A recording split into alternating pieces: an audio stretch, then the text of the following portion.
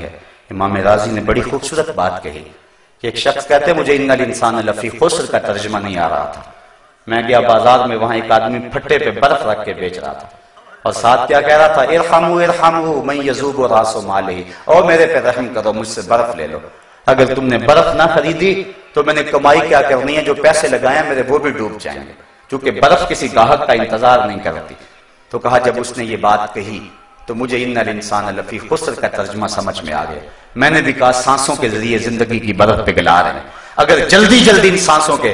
بدلے میں زندگی کا حسن خرید لیتے ہیں اور نیکی اچھائی حاصل کر لیتے ہیں تو یہ زندگی کام آ گئی، ورنہ انسان خسارے کا سودا کر رہا ہے۔ ماہ رمضان آیا تھا، اب ہم سے رخصت ہو رہا ہے، آج جمعۃ الوداع ہے، آیا اور گزر گیا، اس طرح زندگی بھی ساری گزر جانی ہے۔ صاحبو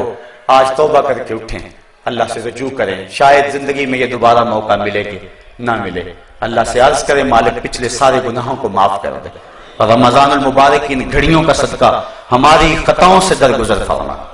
اللہ تعالیٰ آپ سب کو جزائے جزیل عطا فرمائے اور حضور کی اطاعت کی توفیق عطا فرمائے۔ وآخر دعوانا آفاق کے ہر گوشے میں قرآن سنا کر دم لینا،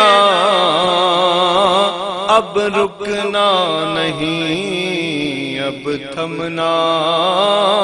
نہیں، فردوس میں جا